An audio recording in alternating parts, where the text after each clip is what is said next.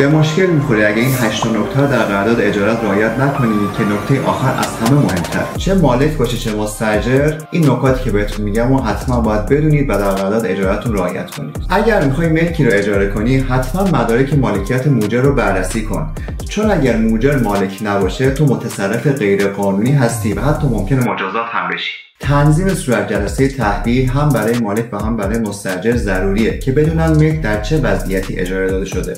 این صورت جلسه باید با جزئیات تنظیم بشه تا جلوی اختلافات آینده رو بگیره. تعمیرات اساسی با موجر و تعمیرات جزئی با مستاجره. در همین رابطه تو پست قبلی جزئیات دقیق‌ترش رو گفتم که میتونید برید ببینید. اگر مدت در قراردادتون ذکر نشه قراردادتون باطله و اگر قراردادتون مدتش بالای 2 ساله حتما باید در سامانه ثبت رسمی بشه. طبق قانون مستاجر میتونه ملکی که اجاره کرده رو به کس دیگه اجاره بده. برای همین اگر موجری و دوست نداری این اتفاق بیفته حتما این حق انتقال رو از مستاجر بگیر.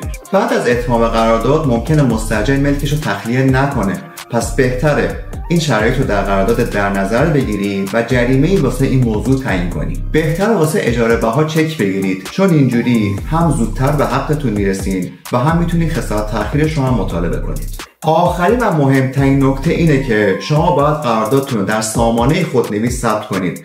اگر این کار رو انجام ندید از یک سری از مزایا محروم میشین، مثل امکان دستور تخلیه فوری و معافیت از مالیات. این 8 نکته رو رعایت کن تا دچار مشکلات حقوقی نشی. این پست رو ذخیره کن و برای اون دوستت که فکر میکنی بهش احتیاج داره بفرست.